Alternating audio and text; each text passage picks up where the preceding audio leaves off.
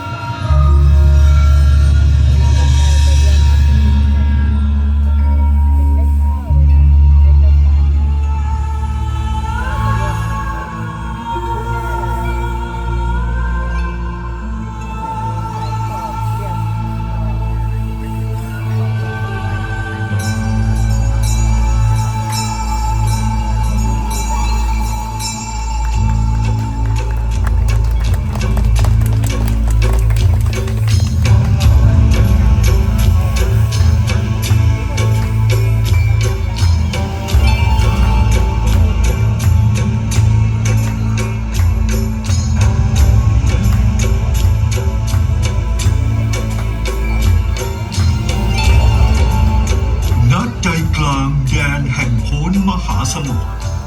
อันเป็นหนึ่งในเมืองศูนย์กลางแห่งพุทธศาสนามีนามอุโคตว่า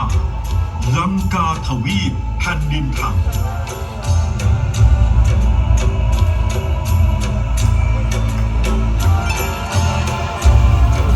เล่ากันว่าสมเด็จพระสัมมาสัมพุทธเจ้าเคยเสด็จไปหลายครั้ง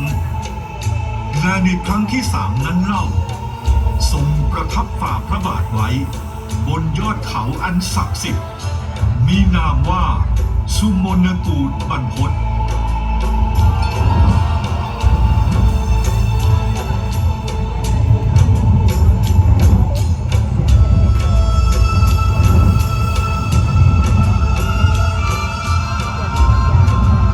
พุทธศาสนิกชนทั้งหมดในโลกล่าเวลานั้น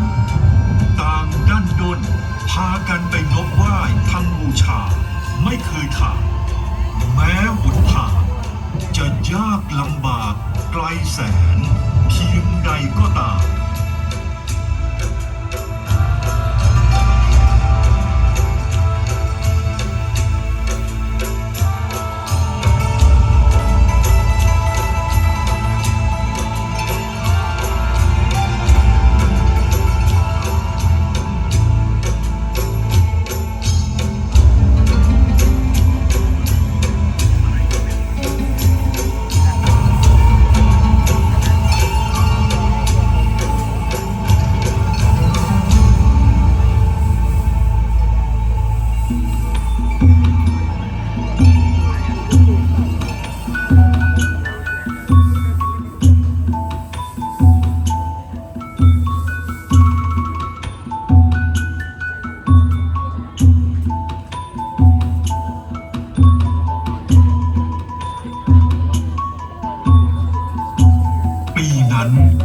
พุทธศักราช 1902 สมเด็จพระมหาธรรมราชาลิไทยผู้มีพระราชศรัทธามั่นในพระพุทธศาสนามีพระมหากรุณาไพศาลต่อไพร่ฟ้าประชาชนทั้งสิ้นทั้งหลายโปรดให้จำลองพระบาทลักษณ์จากเมืองลังกามาไว้บนบรรพตทางทิศตะวันตกของเมืองสุโขทัยขนานนามเขานี้ใหม่ให้เหมือนดังลังกานครว่าเขาสุมนกูฏ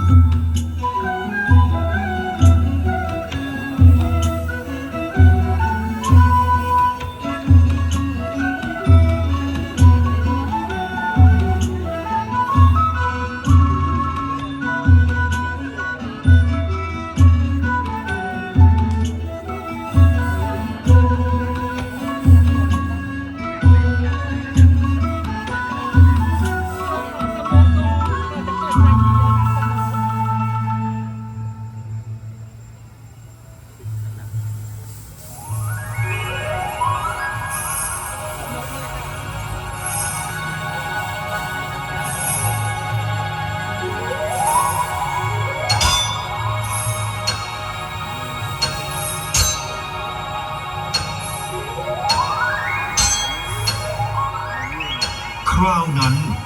สมเด็จพระมหาธรรมราชาองค์ทรงปิฎกไตรโปรดให้สลักศิลาเป็นจารึกเล่าพระบรมราชกุศโลบายแห่งการสร้างรอยพระบาทไว้ความตอนหนึ่งว่า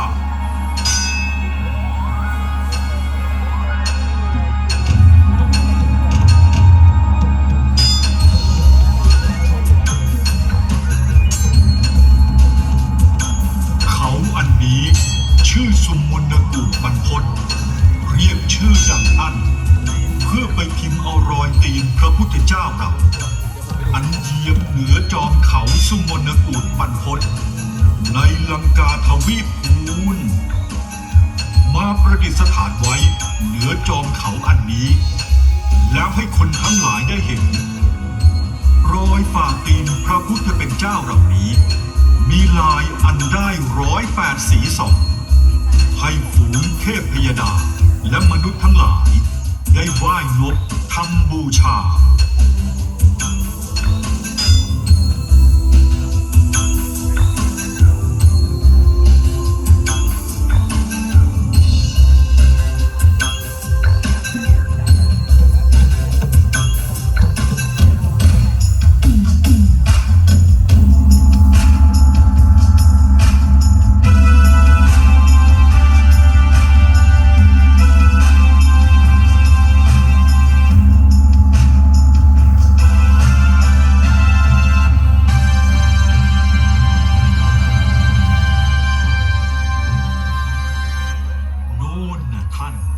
ดูเถิด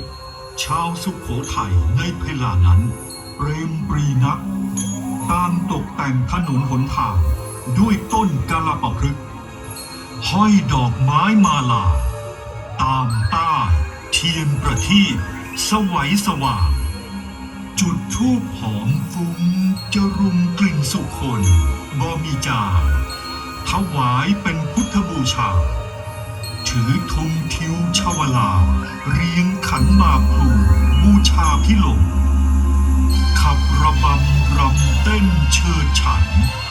แซ่ซ้อมสาธุการเป็นกระบวนงานขับข้างเชิญพระศรีบาทลักษณ์นี้ขึ้นไปประดิษฐานเหนือจอมเขานั้นแหละ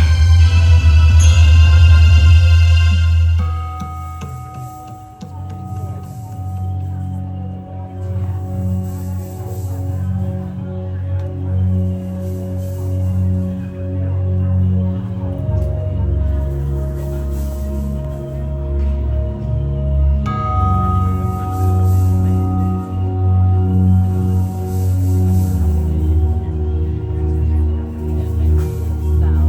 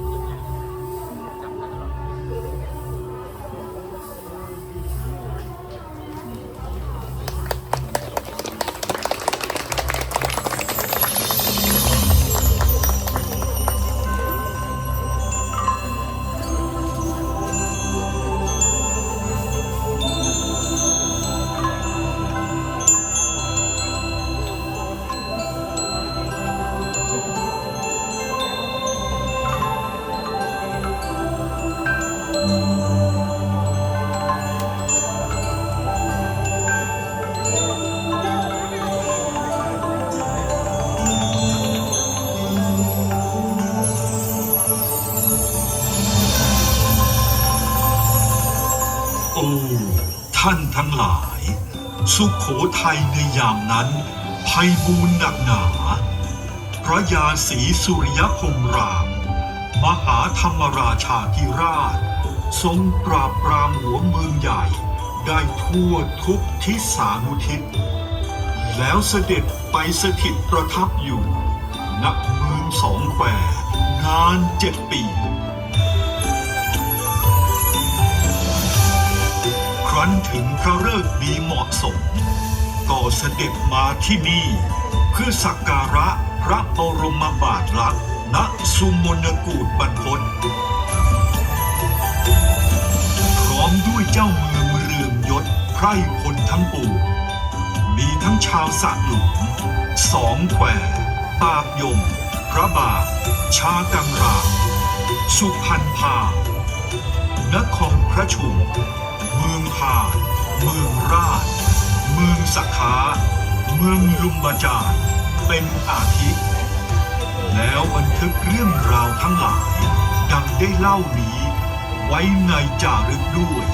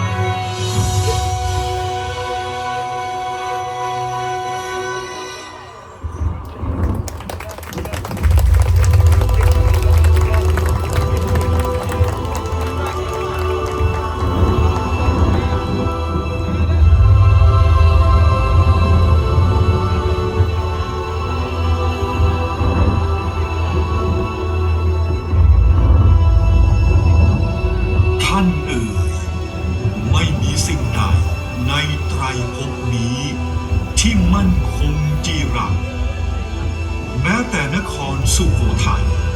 ก็ยังรู้ล่มสลายทิพยสถานพังทลายรกร้างนานปี